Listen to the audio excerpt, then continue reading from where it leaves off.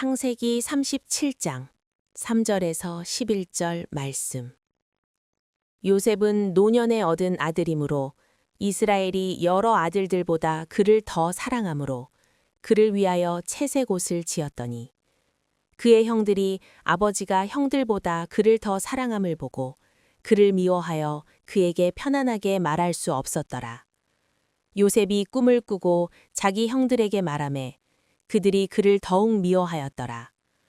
요셉이 그들에게 이르되 청하건대 내가 꾼 꿈을 들으시오. 우리가 밭에서 곡식단을 묶더니 내 단은 일어서고 당신들의 단은 내 단을 둘러서서 절하더이다. 그의 형들이 그에게 이르되 네가 참으로 우리의 왕이 되겠느냐? 참으로 우리를 다스리게 되겠느냐? 하고 그의 꿈과 그의 말로 말미암아 그를 더욱 미워하더니 요셉이 다시 꿈을 꾸고 그의 형들에게 말하여 이르되 내가 또 꿈을 꾼즉 해와 달과 11별이 내게 절하더이다 하니라. 그가 그의 꿈을 아버지와 형들에게 말하매 아버지가 그를 꾸짖고 그에게 이르되 네가 꾼 꿈이 무엇이냐? 나와 내 어머니와 내 형들이 참으로 가서 땅에 엎드려 네게 절하겠느냐? 그의 형들은 시기하되 그의 아버지는 그 말을 간직해 두었더라. 자, 오늘 여러분 설교 제목이 뭐냐?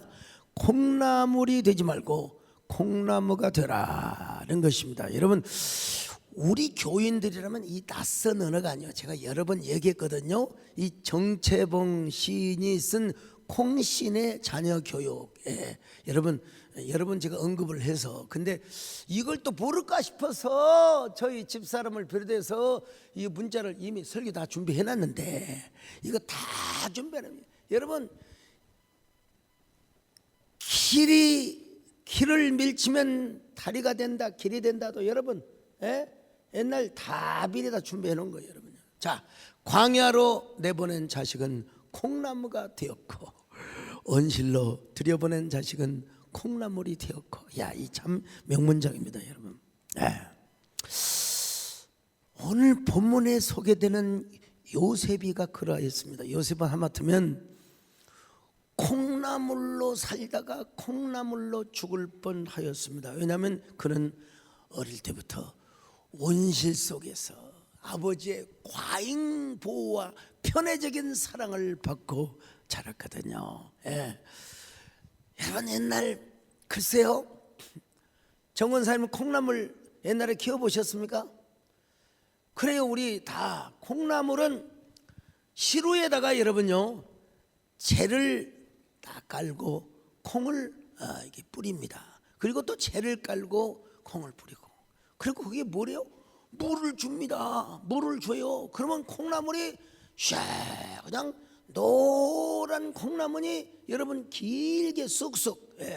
어떤 놈은 늘씬하고 어떤 놈은 날씬하고 어떤 놈은 뚱뚱하고, 아무튼 간에 여러분 그 콩나물이 잘 자라는 걸 보면서 여러분, 콩나물이 그렇게 키가 크듯 저도 키가 컸으면 얼마나 좋았을 텐데 여러분. 자, 근데 여러분 그 콩나물은 콩나물 무침이나 콩나물국의 재료로 끝나버려요.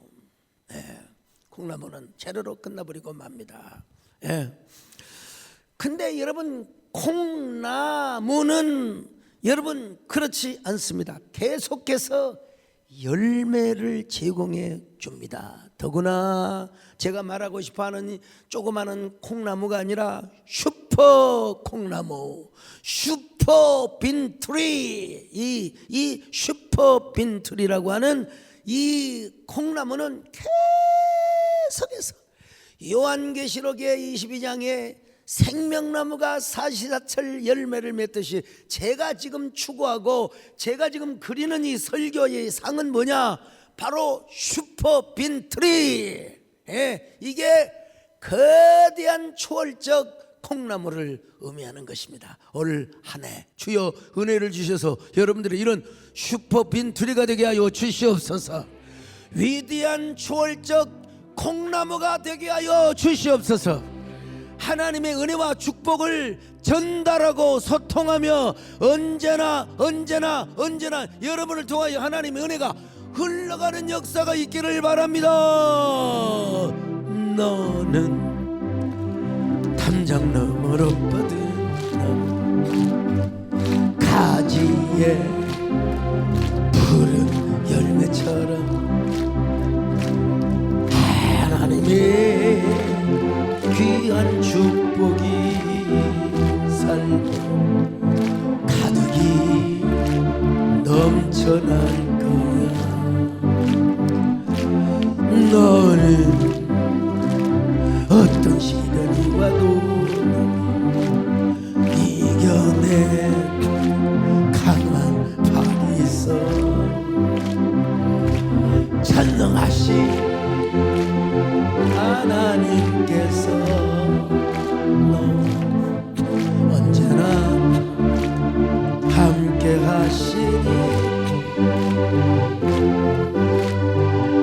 너는 하나님의 사랑, 아름다운 하나님의 사랑. 나는 널 위해 기도하며 내일을 축복할 거야.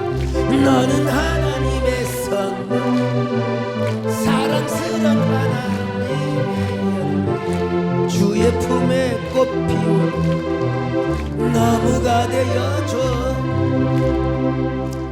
여러분, 아까도 말씀드린 것처럼 야곱이는 너무나 요셉을 편애했습니다. 그래서 무슨 옷을 입혀주었느냐? 채색 옷을 입혀줬어요. 채색 옷이란 여러분 무슨 말이냐? 히브리 말로 케토네트 파심이란 말이요. 물을, 이게 진짜 몇 년 전이야. 세상에 거의 한 3,800년 4,000년 전. 여러분, 색동옷이라 기가 막힌 겁니다. 여러분, 저 어릴 때만 해도요, 저는 막내기 때문에 큰형이 입다가 그 다음에 또 작은형이 입다가 가고 달아져 가지고 구멍이 난 옷을 입고 다녀도 저는 절대로 열등감을 느끼지 않았습니다. 여러분, 제 별명이 뭐라고 그랬어요? 그런 핫바지, 찢어진 바지, 뭐 찢어지면 어때? 그러니까 여러분, 어린 시절에 저의 별명이 강대포라고 있잖아요. 난 내가 봐도 참 하나님 은혜. 나는 한 번도 저는 새 옷을 입어본 적이 없습니다. 새 옷을 입어본 적이 없어요. 늘 헌옷, 떨어진 옷, 아주 찢어진 옷. 근데 여러분 보세요. 형들은 작업복을 입고 있었어요. 양치기, 목동을 하니까 작업복을 입고 있고 노동자, 근로자의 옷을 입고 있었는데, 요셉에는요 채색 옷, 물들인 옷에다가 긴 옷을 의미해요. 긴 옷을, 그냥 노동할 때 입은 옷이 아니야. 이거 뭐냐? 귀족들이 입은 옷이라 이 말이요. 귀족들이 입은 옷이라 이 말이에요. 자, 그러니까 그는 그대로 아버지 품에서 자라면은 영락없이 콩나물 같은 존재로 자랐을 거예요. 거기에다가 요셉은 또요, 일종의 정의감이 있었는지 아버지 앞에 인정을 받으려고 그랬는지 몰라도 형들의 잘못을 낱낱이 까발리고 아버지한테 고발을 하였습니다. 아빠, 형들이 말이요, 잡시기하고 놀다가 늑대한테 양을 한 마리 잃어버렸어요. 여러분, 야곱의 양이 얼마나 많겠습니까? 한동안 잃어버린 건 아버지가 모를 수 있어요. 그런데 요셉이가 보고 다 일러 바치는 거예요. 아빠, 형들은 말이요, 일은 안 하고 맨날 구슬치기 다마치기나 하고 있어요. 아빠. 그러니까 여러분, 형들이 요셉을 비유할 수밖에 없었죠. 자, 창세기 37장 2절로 4절 같이 봅니다. 시작. 야곱의 족보는 이러하니라. 요셉이 17세의 소년으로서 그의 형들과 함께 양을 칠 때에 그의 아버지의 아내들 빌하와 실바의 아들들과 더불어 함께 있었더니 그가 그들의 잘못을 아버지에게 말하더라.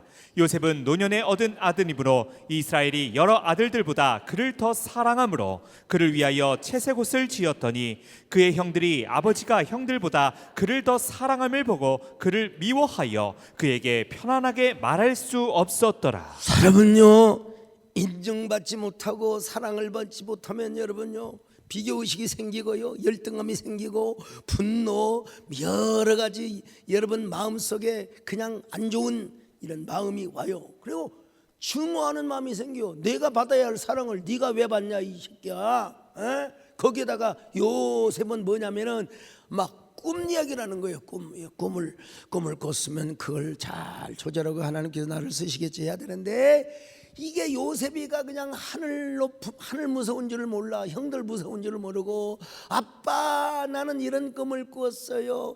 형제들이 나에게 절을 하며, 형제들의 곡식단이 나에게 절을 하며, 하늘에 저 달과 별들이, 이거 뭡니까 여러분? 부모를 의미하는 거예요. 여러 부모를. 예? 그래서 자기에게 절을 하는 꿈을 꾸었다는 거예요. 이 꿈 얘기를 들을 때 여러분 기분 나쁘죠. 당연히 기분 나쁘죠. 형들이 얼마나 기분 나빠하겠습니까? 자, 창세기 37장 5절로 11절 봅니다. 시작. 요셉이 꿈을 꾸고 자기 형들에게 말하매 그들이 그를 더욱 미워하였더라. 요셉이 그들에게 이르되 청하건대 내가 꾼 꿈을 들으시오. 우리가 밭에서 곡식단을 묶더니 내 단은 일어서고 당신들의 단은 내 단을 둘러서서 절하더이다. 그의 형들이 그에게 이르되 내가 참으로 우리의 왕이 되겠느냐, 참으로 우리를 다스리게 되겠느냐 하고 그의 꿈과 그의 말로 말미암아 그를 더욱 미워하더니 요셉이 다시 꿈을 꾸고 그의 형들에게 말하여 이르되 내가 또 꿈을 꾼즉 해와 달과 11별이 내게 절하더이다 하니라. 그가 그의 꿈을 아버지와 형들에게 말하매 아버지가 그를 꾸짖고 그에게 이르되 내가 꾼 꿈이 무엇이냐, 나와 내 어머니와 내 형들이 참으로 가서 땅에 엎드려 내게 절하겠느냐. 그의 형들은 시기하되 그의 아버지는 그 말을 간직해 두었더라. 이 말을 간직해 두면 야곱이가 요셉에게 심부름을 함부로 시키면 안 되는데, 저 요셉의 형들이 세겜이라고 하는 곳에서 이제 양을 치고 있으니 가서 곡식 볶은 거, 우리 말로 말하면 미숫가루 이런 걸 이제 아마 보냈겠죠. 그리고 형들이 또 양을 잘 치고 있나, 혹시 양을 잃어버리고 이리 때와 늑대 때에게 또 양을 몇 마리 또 잃어버렸나, 요셉으로 하여금 잘 정탐을 하도록 여러분 심부름을 보냈습니다. 예. 자, 창세기 37장 14절입니다. 시작. 이스라엘이 그에게 이르되 가서 내 형들과 양떼가 다 잘 있는지를 보고 돌아와 내게 말하라 하고 그를 헤브론 골짜기에서 보내니 그가 세겜으로 가니라. 여러분, 그 당시는 이제 야곱이가 헤브론에 살았던 것 같아요. 예. 그리고 저기 세겜에 가서 형들의 형편을 살펴보라. 세겜으로 가니까 세겜이 없어요. 형들이 도단으로 갔대. 그래서 도단으로 가서 형제들을 만납니다. 자, 창세기 37장 17절 시작. 그 사람이 이르되 그들이 여기서 떠났느니라. 내가 그들의 말을 들으니 도단으로 가자 하더라 하니라. 요셉이 그의 형들의 뒤를 따라가서 도단에서 그들을 만나니라. 요셉이가요, 당신은 천방지축이요, 형아들 내가 왔어요. 아버지의 심부름을 하느라 아버지 심부름 때문에 형아들 왔어요. 형들 잘 계시죠? 그러면 뭐라고 해야 되겠어요? 장로님들, 오냐 잘 있다, 너 건강하게 아버지 잘 계시더냐? 너 아버지 잘 모시고 왔냐? 그렇게 말하는 게 정상인데 이 형님들이 뭐라고 말합니까? 저놈의, 죄송합니다, 저 요셉 저놈의 새끼 말이야. 저 새끼를, 죄송합니다, 이게 시인적 표현이 아닙니다. 지금 내가 요셉의 형들 입장에서 지금 얘기하는 거예요. 저 요셉 저놈의 새끼 우리가 죽여버리면 제 꿈이 어떻게 되는가 한번 보자. 야, 여러분 얼마나 혐오스러운 표현입니까? 자, 17절로 20절 같이 봅니다. 시작. 그 사람이 이르되 그들이 여기서 떠났느니라. 내가 그들의 말을 들으니 도단으로 가자 하더라 하니라. 요셉이 그의 형들의 뒤를 따라가서 도단에서 그들을 만나니라. 요셉이 그들에게 가까이 오기 전에 그들이 요셉을 멀리서 보고 죽이기를 꾀하여 서로 이르되 꿈꾸는 자가 오는도다. 자, 그를 죽여 한 구덩이에 던지고 우리가 말하기를 악한 짐승이 그를 잡아먹었다 하자. 그의 꿈이 어떻게 되는지를 우리가 볼 것이니라 하는지라. 참 잔인하죠, 잔인하죠. 저를 죽여서 구덩이에 묻어버리고, 그러면 지 꿈이 어떻게 되는가 한번 보자 이거요. 근데 우리가 잘 아는 대로 르벤과 유다의 도움으로 죽음만은 면합니다. 그리고 미디안 상인들에게 팔려갑니다. 21절로 22절 시작. 르벤이 듣고 요셉을 그들의 손에서 구원하려 하여 이르되 우리가 그의 생명은 해치지 말자. 르벤이 또 그들에게 이르되 피를 흘리지 말라. 그를 광야 그 구덩이에 던지고 손을 그에게 대지 말라 하니 이는 그가 요셉을 그들의 손에서 구출하여 그의 아버지에게로 돌려보내려 자, 함이었다. 26절로 28절도 같이 볼까요? 시작. 유다가 자기 형제에게 이르되 우리가 우리 동생을 죽이고 그의 피를 덮어둔들 무엇이 유익할까? 자, 그를 이스마엘 사람들에게 팔고 그에게 우리 손을 대지 말자. 그는 우리의 동생이요 우리의 혈육이니라 하며 그의 형제들이 청종하였더라. 그때에 미디안 사람 상인들이 지나가고 있는지라 형들이 요셉을 구덩이에서 끌어올리고 은 20에 그를 이스마엘 사람들에게 팔매 그 상인들이 요셉을 데리고 애굽으로 갔더라. 자, 여러분 이 장면만 보면 나쁜 놈들이죠. 이런 나쁜 에스키들이 어디가 있어요, 이놈 새끼들 말이에요. 근데 여러분 궁극적으로 볼 때는 뭐냐, 요셉으로 하여금 콩나물이 되지 않고 콩나무가 되도록 한 지렛대 역할을 하였다. 하나님의 원래 계획은 요셉을 우물 안에 개구리로 채색 옷을 입으며 온실 속에 자라는 것이 하나님의 원래 계획이 아니에요. 광야로 보내어서 그가 이집트와 가나안의 민족과 그리고 주변 고대 근동의 모든 사람들을 살리려고 하는 하나님의 경륜이 있었고 하나님의 마스터 플랜이 있었고 하나님의 뭡니까 아주 그냥 프랙티컬한 디자인이 있었단 말입니다, 여러분. 자, 요셉을 어떤 콩나무로 슈퍼 빈트리, 초월적인 그야말로 여러분 그냥 콩이 아니요, 그늘을 만드는 콩나무요, 덩쿨이 생겨서 담장을 넘는, 여러분요, 담장을 넘는 그야말로 여러분 우리 시골에서 키웠던 검은 콩, 흰 콩, 그런 콩을 넘어서 여러분 옛날에 강낭콩이 있고 막 그냥 담 위로 올라갔던 막 그런 나무가 있잖아요. 그걸 제가 딱 떠올렸어요. 이게 뭐냐? 영어로 슈퍼빈툴이다. 여러분, 하나님이 계획이 계셔서 하나님이 경륜대로 여러분 요셉을 팔려가게 하는데 여러분 그 순간은 요셉의 가슴이 미어지지요. 그래서 형제들한테 형님들 애걸복걸합니다. 형님들 나 좀 살려주세요. 나 애굽에 팔려가면 나는 이제 죽은 목숨이나 다름없어요. 나 좀 도와주세요. 형님들 다시는 안 일러 바칠게요.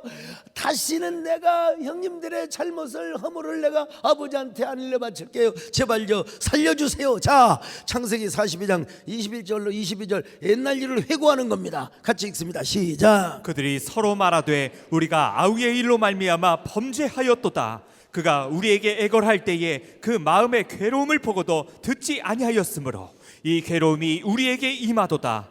르우벤이 그들에게 대답하여 이르되 내가 너희에게 그 아이에 대하여 죄를 짓지 말라고 하지 아니하였더냐.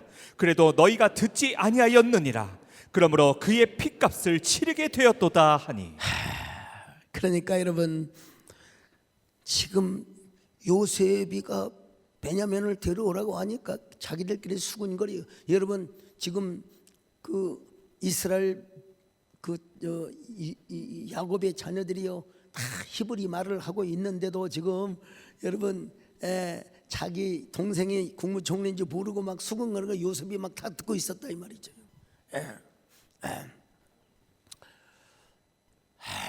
하나님의 계획은 아버지의 품에서 채색 옷만 입고 어이야 뒤야 내 자식아 내 사랑아, 여러분 그렇게 해서는 콩나물 인생으로 끝날 수밖에 없어요. 우리 하나님은 애굽이라고 하는 저 광야로 보냅니다. 여러분, 같은 콩씨지만 어떤 콩씨는 콩나물 통에 시로 안에 들어가고 어떤 콩씨는 광야로 보냈더니 여러분 위대한 콩나무가 되었더라. 할렐루야. 여러분 콩나물이 아니라 콩나무가 되시기를 바랍니다. 슈퍼빈 트리가 되시기를 주의 이름으로 축원합니다. 예. 근데 여러분 말이 광야지. 보디발 장군의 집에 노예로 팔려갔습니다. 근데 요셉이 워낙 하나님이 함께 하시잖아요. 참 성경은요, 우리가 내가 자주 쓰는 표현인데 뭐된이라는 말이 있어요. 뭐뭐하면 뭐뭐할수록 뭐뭐하다. 여러분 요셉이가 미디안 상인에게 팔려서 보디발 집에 노예로 팔려갔지만 그럴수록 하나님이 요셉과 함께하여 주셨습니다. 이게 중요한 거예요. 이게 중요한 거예요. 이게 중요한 거예요. 예. 여러분 요셉이가 그 어떠한 억울함과 어떠한 그 빈곤에 처하여질수록 하나님은 요셉과 함께하고 있었다는 사실을 역설적으로 표현하고 있습니다. 아멘요. 창세기 39장 2절로 3절 시작. 여호와께서 요셉과 함께 하심으로 그가 형통한 자가 되어 그의 주인 애굽 사람의 집에 있으니 그의 주인이 여호와께서 그와 함께 하심을 보며 또 여호와께서 그의 범사에 형통하게 하심을 보았더라. 여러분 종으로 팔려갔지만 하나님께서 함께하여 주셨습니다. 할렐루야. 창세기 39장 5절입니다. 시작. 그가 요셉에게 자기의 집과 그의 모든 소유물을 주관하게 한 때부터 여호와께서 요셉을 위하여 그 애굽 사람의 집에 복을 내리심으로 여호와의 복이 그의 집과 밭에 있는 모든 소유에 미친지라. 여러분 하나님께서 여기 여러분 내가 보니까 아도나이로 우리 주 하나님께서 여러분 저 요셉과 함께 하셔서 요셉이 하는 일을 하나님이 함께 하셨어요. 그래가지고 요셉으로 말미암아 저 보디발의 집이 형통하게 되었다는 겁니다. 여러분 저는 여러분이 머무는 직장에 여러분을 통하여 하나님의 복이 흘러가시기를 바랍니다. 여러분들을 통하여 여러분 사업장이 복이 넘치시기를 축원합니다. 주여 내가 축복의 통로자가 되게 하여 주옵소서. 축복의 전달자가 되게 하여 주시옵소서. 여러분 근데 요셉이가 또요 진짜 억울했어요. 이 보디발 안에 이 여자가 갱년기도 아직 안 왔을 텐데 보디발 시위대장 우리 말로 말하면 지금 경호실장이에요. 경호실장 부인이 여러분 건장한 요셉, 성숙한 요셉, 저보다도 잘생긴 요셉, 매력 심쿵한 매력 포인트 만점이요. 이 여자가 요셉을 향하여 뭐라고 합니까? 당연히 그랬겠지요. 요셉 그래 안 했어요. 요셉 이리 와봐. 내가 좀 어깨가 뭉쳐있거든. 내 어깨 좀 주물러줘. 내가 요즘 왜 그런지 몰라도 여러분 이건 성경에 나오진 않은 건데 너무 심하게 지는 마세요. 여러분 유혹을 했다는 겁니다. 지금 유혹을 그냥 했겠습니까? 요셉 이리 와요. 내 다리 주물러요. 그랬겠습니까 여러분? 아니지. 우리 김현태 장로님 그죠? 당연히 이건 일반 보편 상식적 성경적 여러분 추측입니다. 아우 시원해. 요셉 어쩜 그렇게 마사지를 잘해. 요셉 그러면서 여러분 눈짓을 했다고 해서 성경은 눈짓을 여자의 눈짓은요 무섭습니다. 예, 화가 날 때 레이저빛을 쏘는 여자는 온열의 서리빨도 나 좀 보세요 한번. 여자 삐졌을 때. 근데 여러분 이 여자가 눈짓을 하고 눈여겨를 할 때는 진짜 야 사람 애간장을 높게 합니다. 요새 잘 안 되잖아요 여러분. 웃어버리니까. 자, 그래서 어느 날은 여러분 아무도 없어요. 아무도 없어요. 다 종들 노예들을 바깥으로 다 보내고 아예 안방으로 오라고 했어요. 안방으로 오라고. 이 여자가 보니까 거반 벌거벗고 있는 거야. 그러고는 아예 요셉을 향하여, 요셉은 눈짓도 안 하고 상대도 안 했어요. 저런 속으로 그랬을 거예요. 서로 저런 정신나, 이걸 정신 나간 게 아니라 저런 골빈 여자가 있어. 지금 서방한테나 잘해주지. 에라이 골빈 니마. 여러분 상대를 안 해줘. 상대를. 그런데 그날은 작정을 하고 요셉의 겉옷을 접고, 요셉, 내가 진짜 부탁해. 내가 당신을 사랑해. 아니요. 우리 하나님이 보고 계시고 나는 당연히 우리 경호실장님 포디바를 내가 충성. 다른 건 다 맡겨도 당신을 나에게 맡기지 않았소이다. 본인은 그것이 싫어요.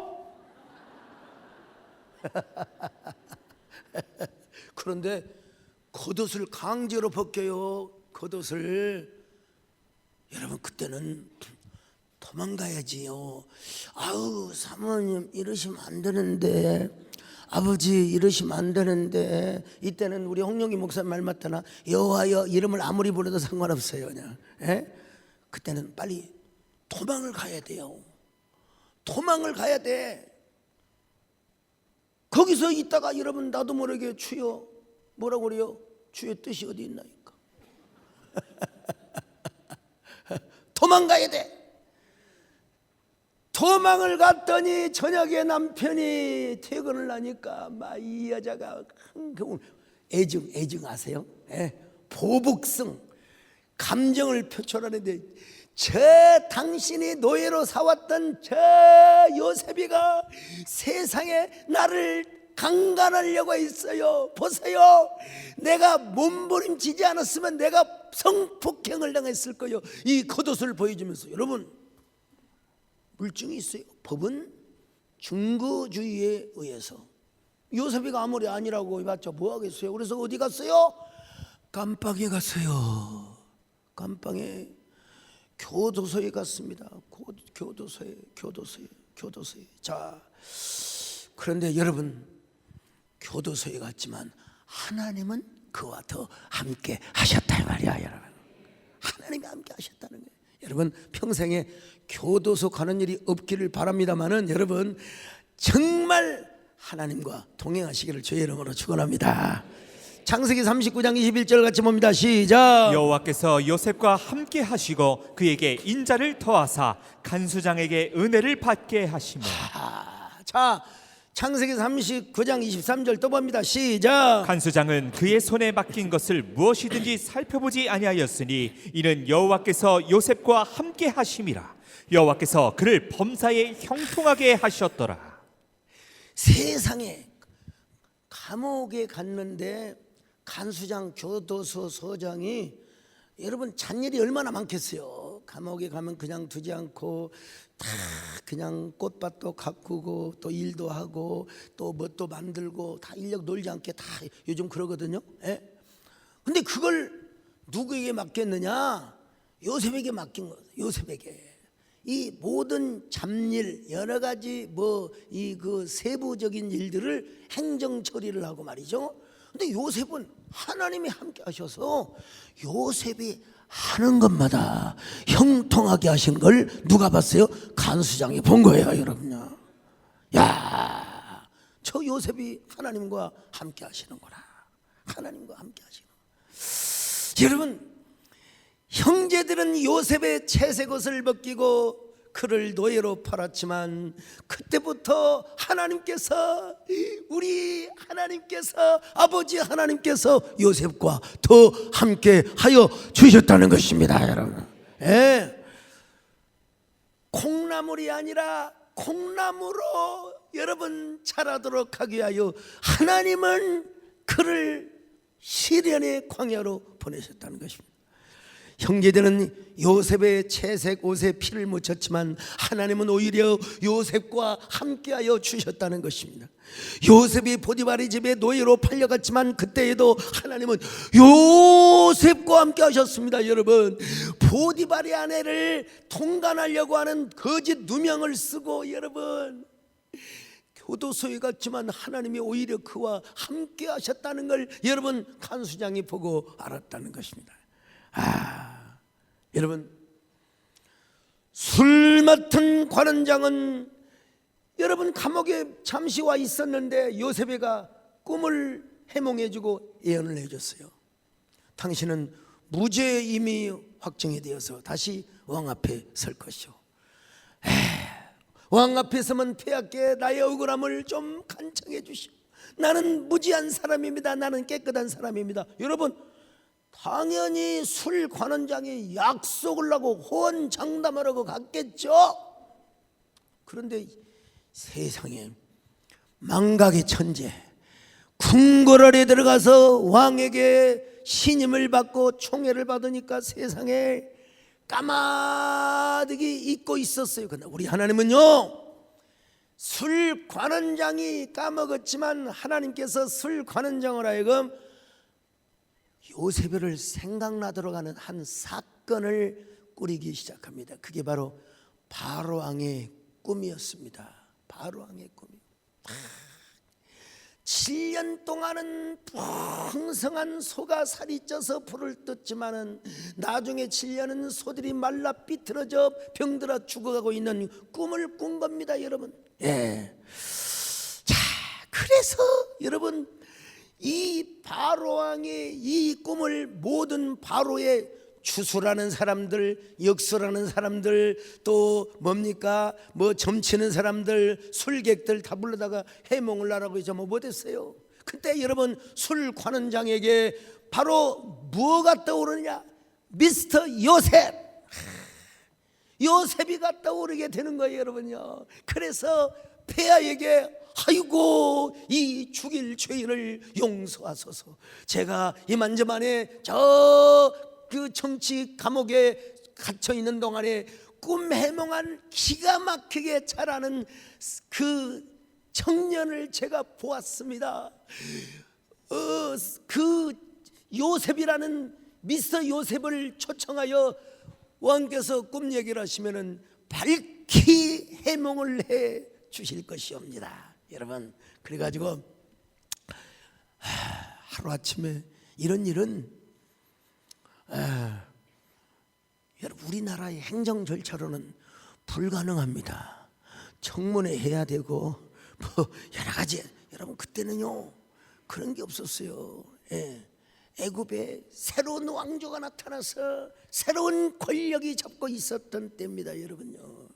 그래서 왕과 대신들이 의논하면 되는 거예요. 하루아침에 요셉이가 뭐가 됐느냐? 청문회도 없이 인사 검증도 필요 없어.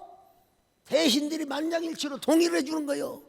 그래가지고 여러분 애굽에 1년짜리 2년짜리 총리가 아니라 총리신 총리가 되도록 하나님이 축복해 주셨다는 것입니다.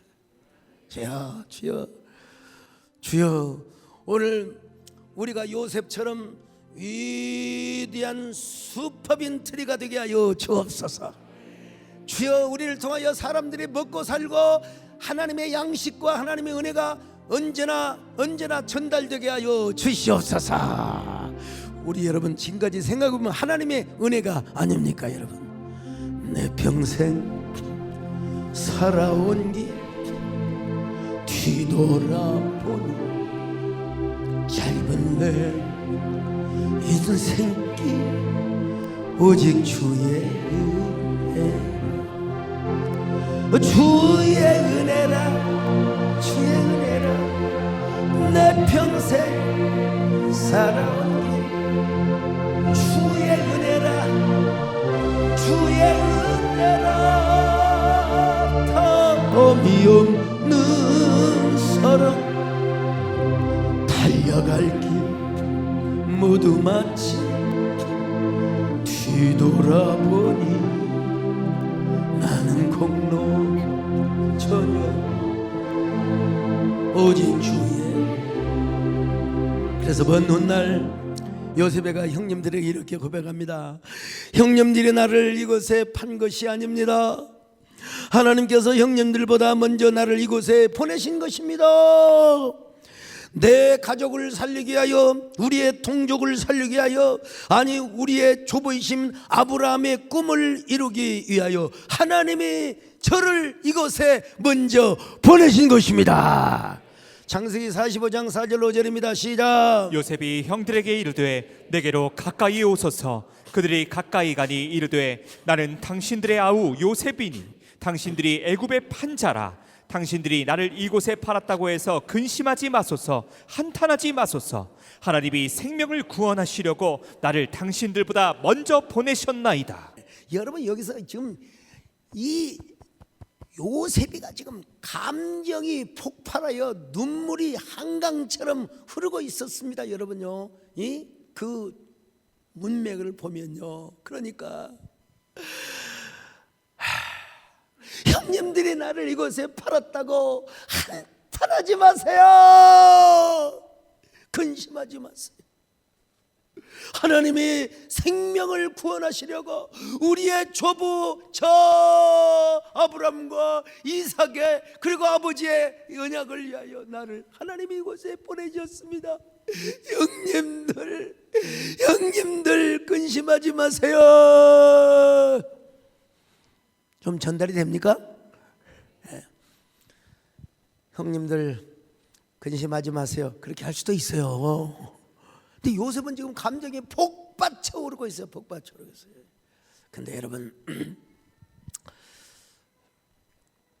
그래서 자타가 공인한 유명한 슈퍼빈트리, 거대한 초월적 콩나무가 된 것입니다. 요셉이요. 근데 요 콩나무가 저절로 되었느냐 이 말이에요. 저절로 여러분 뭐 주문 한 번 외운다고 말이요. 예.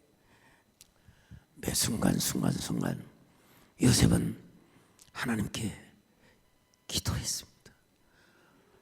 하나님을 향한 애절함, 간절함, 하나님을 향한 그 동경과 연모의 마음. 미디안 상인들에게 팔려올 때도 그랬고 보디발 집에서 총놀아들 때도 그랬을 것입니다. 더더구나 여러분, 술 관원장이 탁 의관을 정지하고 나가면서 미스터 요셉 씨 걱정하지 마세요. 내 당신의 무죄를 내가 반드시 황제 폐하께 내가 고하리이다. 나가면서 여러분요, 얼마나 기분이 좋았겠습니까? 요셉 씨 좋은 소식을 기다리세요. 근데 이 인간이요, 이 쓰레기 같은 인간이 세상에 자기 꿈풀이도 해주고 예언도 잘 해줬는데 왕궁에 가서 폐하를 납시자마자 이 망각의 천재가 되어버리고 말았어요. 그러니까 요셉은 이거 맨날 며칠을 기다리는 것도 아니요, 몇 달을 기다리는 것도 아니요. 여러분, 거반 1년 이상 2년 가까이 여러분 요셉은 가슴을 태우며 여러분 가슴이 무너지고 가슴이 억장이 무너질 정도로 여러분 술 관원장의 소식을 기다렸단 말입니다. 근데 영 소식이 없어요. 누군가가 교도소의 창문을 열 때마다 술 관원장의 발자국이 아닌가, 저 바깥에서 부는 바람 소리, 그리고 낙엽이 저 떨어지는 그 부스럭거리는 소리에도 여러분 술관원장이 좋은 소식을 가져오지는 않을까. 아무리 기다려도 소식이 안 와요. 이걸 뭐라 그래요? 하몽차사이래. 하몽차사이. 소식이 안 와. 이런 고약한 인간이 어디가 있느냐 이 말이에요. 그래서 요셉은 여러분 눈물로 애절하게 하나님 앞에 여러분 이런 기도의 노래를 안 부를 수가 없었겠지요. 기다려도 님 오지 않고 바람소리 나뭇잎 소리에 눈물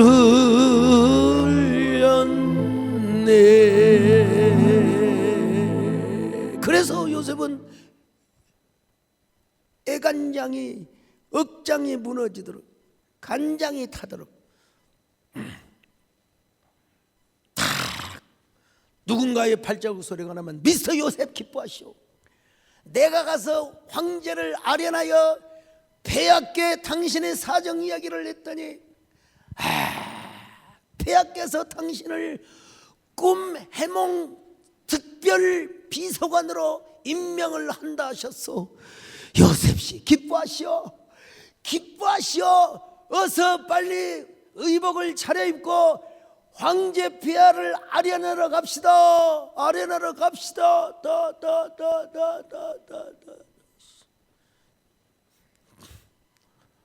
근데 여러분 개코 같은 소식도 안 와요. 편지 한 장도 없어. 예. 아니 편지 한 장 면회라도 한번 와야 될 거 아니에요. 면회라도 한번 와야 될 거 아니에요. 특별 면회 한번 와야 될 거 아니에요. 세상에 이런 인간이 어디가 있느냐 이 말. 그래서 여러분 요셉은 하나님 앞에 하나님만 의지할 수밖에 없었어요. 하나님만 붙잡고 하나님 앞에 신음하는 통곡하는 기도를 하지 않을 수가 없었어요. 여러분요.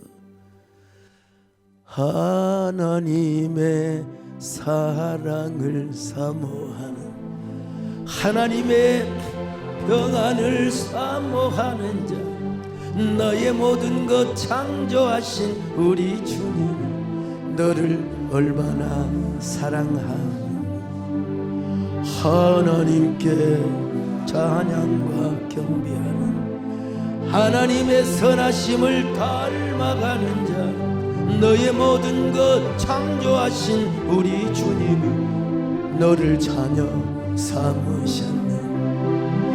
하나님 사랑의 눈으로 너를 어느 때나 바라보시고 하나님 언제나 너에게 기울이시 어두움에 밝은 빛을 비춰주시고 너의 작은 신음에도 응답하시고 너는 어느 곳에 있든지 주만 보고 이 간절함 애절한 마음 아마 천국에서 미스터 요셉 총리 대신이 이 모습을 보고 있으면 야 소목사 진짜 내 마음 잘 알아준다 여러분 감탄하고 있을 거예요. 예.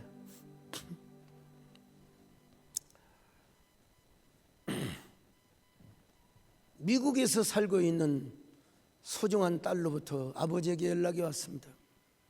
아빠 나 망막바리로 곧 실명을 한대요. 이제 저는 맹인으로 살아갈 것 같아요.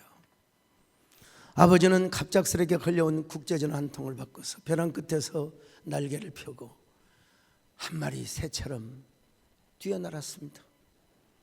급하게 아내와 함께 하와이로 도착을 해서 딸을 만났습니다.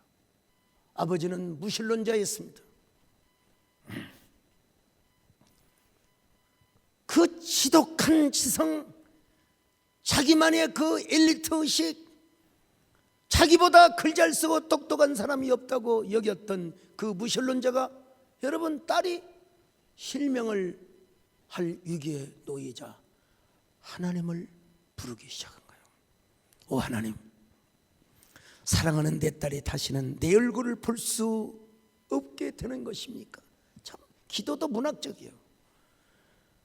어머니의 웃는 얼굴, 아버지의 활짝 웃는 미소를 볼 수 없게 된단 말입니까? 이 하와이의 눈부신 와이키키 해변의 모습을 이제는 더 이상 볼 수 없단 말입니까? 한 번도 불러보지 않았던 하나님을 자신도 모르게 부릅니다. 계속해서 하나님께 이런 고백의 기도를 드립니다. 하나님, 정말 너무하시네요. 똑똑하기만 하던 사랑하는 내 딸이었는데 이화 여대를 3년 만에 졸업을 하고 미국에 와서 검사, 부장검사, 변호사로 착하게만 살던 내 딸인데 왜 이런 하나님의 모진 매를 맞아야 한단 말입니까? 이국 땅에서 결혼하고 또 이혼하고 처자들의 병명이 밝혀지기도 전에 갑작스러운 죽음을 당하게 되고 둘째 아들은 자폐증, 또 하나들은 교통사고로 오토바이를 타고 가다가 여러분 짐작이 갈 겁니다. 이제 누구쯤.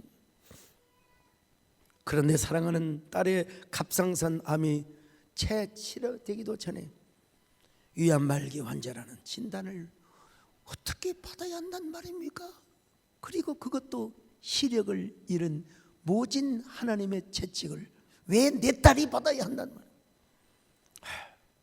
그런데도 내 딸은 한 번도 하나님께 원망을 내본 적이 없습니다. 청소년 상담가로 치유사역자로 살던 언제나 하나님을 찬양하고 감사했던 딸이 아니었습니까? 아버지는 매일같이 울고 또 울면서 안타까울 뿐이었습니다. 그런 아빠와 엄마에게 딸은 환한 미소를 지으면서 아빠, 오늘 교회 같이 가요? 딸의 말을 듣고 아버지와 어머니는 그냥 자동적으로 딸의 손에 이끌려서 하와이 원주민 교회에 출석을 합니다. 딸은 아버지가 교회에 나와서 하나님의 이름을 부르며 하나님께 찬송을 하는 그 모습이 너무나 원더풀했어요. 피어풀했어요. 두려운 영광이었어요. 너무나 신기했습니다. 아빠가 딸을 위하여 눈물을 흘리며 기도하는 모습을 보며 딸이 이렇게 말을 합니다. 아빠, 너무 멋져요. 세상에서 제일 멋진 우리 아빠. 너무 멋져요. 아버지는 그렇게 말하는 딸을 바라보며 눈물을 흘리며 이렇게 말합니다. 바보, 바보, 내 딸 바보. 너는 하나님이 누구이기에 그렇게 좋으냐? 이 바보야. 너는 하나님이 내 눈에 보인단 말이냐? 하나님이 보이면 하나님을 나에게 좀 보여줘라. 여러분, 우리나라의 최고의 지성인인 무신론자가 그런 말을 할 수 있죠. 사랑하는 딸이 모진 폭풍우를 겪고 있어요. 이혼과 자식들의 죽음, 장애를 겪고 있는 자식도 있었고, 위암에 태풍이 밀려왔고 실명이라는 토네이도를 맞고 있어요. 그래서 아버지는 벼랑의 새처럼 뛰어내린 겁니다. 그리고 하나님께 날개를 맡기면서 이렇게 기도합니다. 하나님, 내 딸 비나가 보기만 해주세요. 하나님, 내 딸이 실명만 하지 않으면 저는 가진 걸 하나님께 다 드리겠습니다. 제가 가진 거라고 하는 거는 말 잘하고 글 잘 쓰는 것밖에 없습니다. 당신이 나에게 주었던 모든 탤런트를 하나님께 다 드리겠습니다. 네, 여러분, 이 기도를 들으시고 하나님은 딸을 실명하지 않도록 치유해 주셨습니다. 그리고 이 딸은 나중에 신학 공부를 하여 목사가 됩니다. 그분이 누굽니까? 이민하 목사님. 그 아버지가 한국의 최고의 지성인이라 불리웠던 이어령 교수님이십니다. 여러분, 이 지성적 교만, 엘리트 중에 엘리트라고 생각하며 그야말로 이성과 지성에 사로잡혀 있던 이어령 교수가요, 이어령 교수님이 그 딸의 실명에 이게 앞에 무릎을 꿇었어요. 하나님, 내 딸을 고쳐만 주시면 내가 이제 하나님을 홍보하는 홍보대사가 되겠습니다. 그래서 예수를 믿고 쓴 책이 있어요. 지성에서 영성으로, 디질로그, 딸에게 보내는 굿나잇 키스. 여러분, 이 이어령 교수님은요, 난 도대체 밥 먹고 식사할 때마다 보통 밥 먹으면 3시간 반 먹어요. 도대체 이분은 모르는 분야가 어디가 있는가 도대체 그냥. 근데 이분은 여러분 그 교수해가지고 그렇게 성북동에 저 부자촌에 대궐 같은 집을 지을 수가 없습니다. 책을 팔아가지고 저 흙 속에 바람 속에 세상에 이런 몇 권의 책이 초 베스트셀러가 돼가지고 그 인쇄 가지고 집을 지었습니다. 제가 옛날에 우리 성광현 목사님과 함께 월간 목회 여러분 객원 취재 기자가 되어가지고 한국의 저명한 목사님들을 다 만났어요. 딱 만나보면 알아요. 제 양반이 겸손한 사람인가 교만한 사람인가. 교만한 사람 몇 년 있다가 다 그냥 이렇게 무너지더라고. 어떤 목사님은요, 자기는 책을 저보다도 더 많이 썼어요. 인쇄를 가지고 교회를 지어보려고 했는데 그게 안 되더라는 거예요. 야, 그분 비서실에 가니까 비서가 석사학위 이상 소지자들이 한 10명 이상 넘는 것 같더라고요. 보여주더라고. 나는 책을 이렇게 쓴다고. 저 연구위원들이 다 이렇게 연구해가지고 내가 최종. 여러분, 한때 책이 팔리는 듯 하였지만 자기 인쇄 가지고 교회를 짓는 건 어림없는 소리요. 어림없는 소리라고 내가 들었어요. 저는 여러분 연구위원 한 명도 없습니다. 연구위원 한 명도 없어요. 누가 좀 설교도 좀 준비해주고 누가 좀 해주면 좋을 텐데 어쨌든 근데 남이 준비해준 설교 가지고 어떻게 설교를 합니까? 못하지. 할 수가 없죠. 근데 이분은 책을 팔아가지고 내가 그 집에 연구실에 간 적이 있었는데요. 컴퓨터 PC가 8대가 쫙 있어요. 한 대가 아니야. 역사, 인문, 소설, 에세이. 야, 난 그렇게 그냥 컴퓨터 광이고 그냥 도대체 이분은 도대체 뭘 모르는가. 이분이 중요한 얘기를 하셨어요. 제가 책을 쓸 때마다 시집을 쓸 때마다 그분이 추천서를 해주셨어요. 우리 서 목사님은 참 은사도 많고 다복하신 분이라고. 제 설교를 들으면서 이것도 절대 자랑이라고 하지 마세요. 그분의 이야기입니다. 목사님은 문물을 다 갖추었다고. 무를 갖추는 걸 언제 보셨느냐? 걸어가는 게 문물을 다 갖췄대요.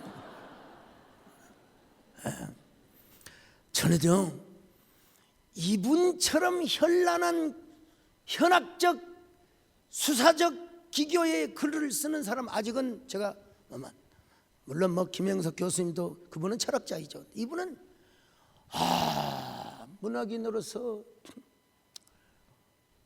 어쩌면 그렇게 글도 잘 쓰고 말도 잘하시고 그냥 KBS에 명사특강 나오는데 원고 하나도 없이 그냥 소리도 안 지르고 그냥 고전에서부터 현대까지. 야, 내가 물어봤어요. 그 어떻게 그렇게 강의를 합니까? 그랬더니 그냥 다 그냥 생각하고 머릿속에 두면 그냥 입에서 말이 저절로 나온대. 내가 그랬어요. 하나님께서 우리 교수님의 입에다가 모다를 달아 놓으셨군요. 내가 그래. 모다를 달아 놓으셨군요. 네.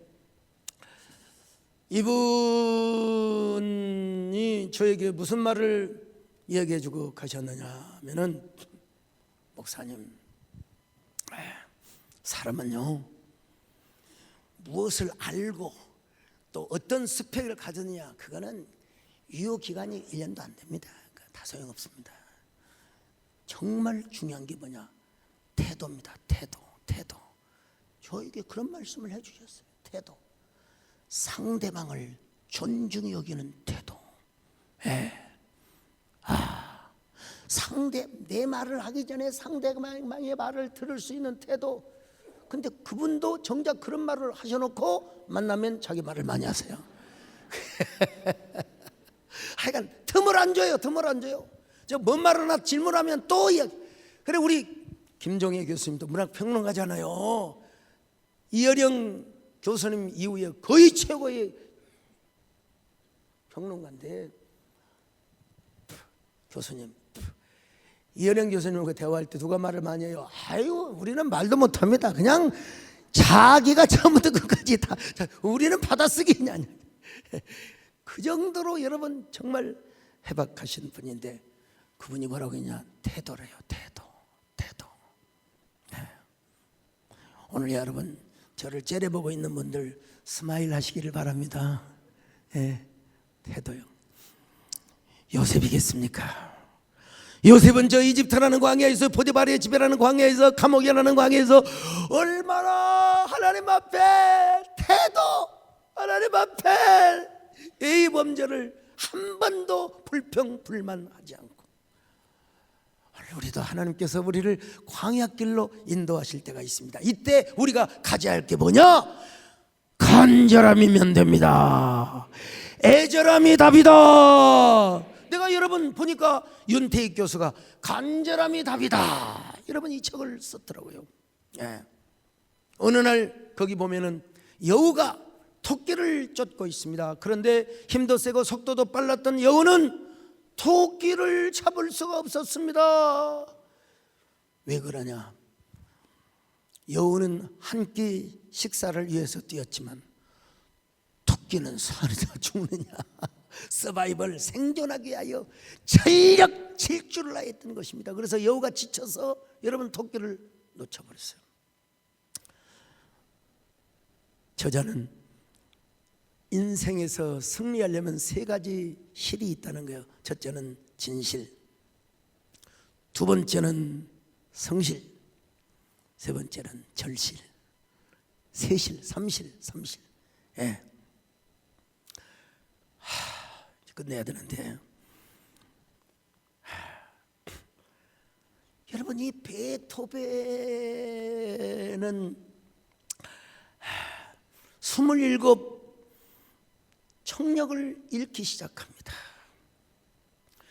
여러분, 음악을 아는 사람이 청력을 잃기 시작했다, 이거는 사형입니다. 여러분, 죽음에 가까운 것입니다. 그러나 여러분, 그 청력을 상실할수록 더 절실하고 애절한 마음을 갖게 됩니다. 그러면서 교향곡 3번 영웅, 교향곡 5번 운명, 여러분 잘 아시죠? 빰빰빰빰 빰빰빰빰. 별로 실감이 안 나시나 봐. 교향곡 9번은 청력이 완전히 소멸된 후에 작곡을 했다고 해요. 여러분 집에 가시면서요, 베토벤 교향곡 9번 한번 딱 쳐.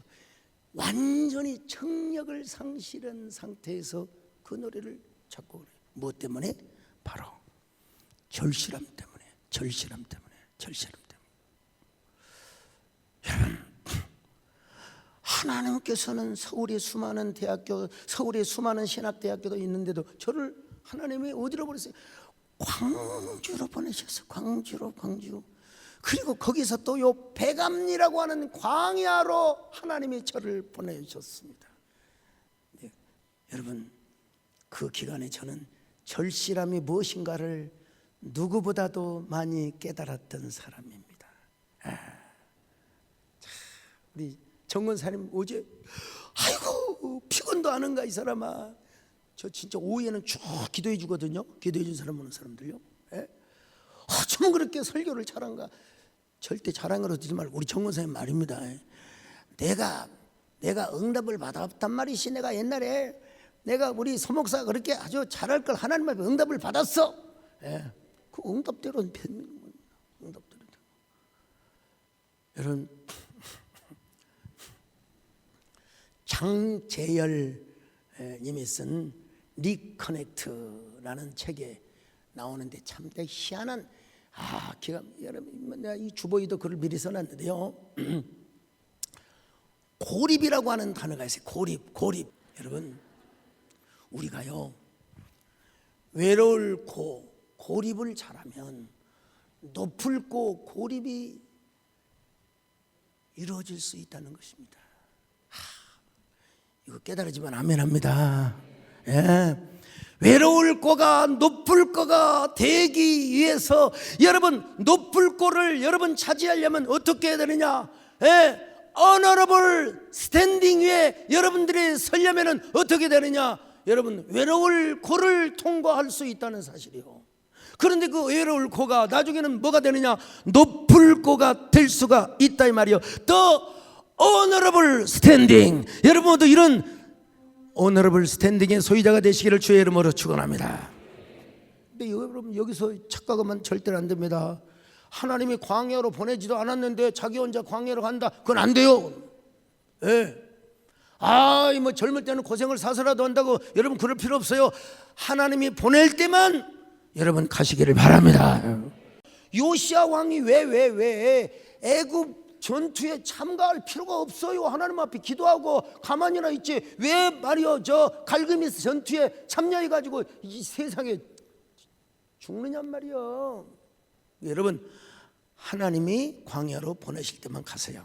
그리고 광야로 안 갈 수 있는 비결이 딱 하나 있어요. 평소에 애절함, 절실 이것만 가지면 우리는 광야도 예방주사 맞고 그냥 하나님께서 스킵하게 하시고 패스오버하게 하시고 오늘 저녁에 여러분 지금 예방주사 맞는 거요. 간절하게 하나님을 부르짖자. 간절하게 하나님을 사모하자. 평소 하나님을 더 사모하시기를 바랍니다. 하나님을 향한 절실한 마음이 가득하시기를 바랍니다. 여러분 그래서 콩나물이 아니라 콩나물 슈퍼 그레이트 빈트리 위대한 콩나물. 옆 사람 보고 인사 좀 하세요. 어쩌면 그렇게 위대한 콩나무처럼 생기셨습니까? 자, 하나님 사랑의 눈 너를 어느 때나 바라보시고 하나님 인자한 귀에서 언제나 어두움에 밝은 빛을 비춰주시고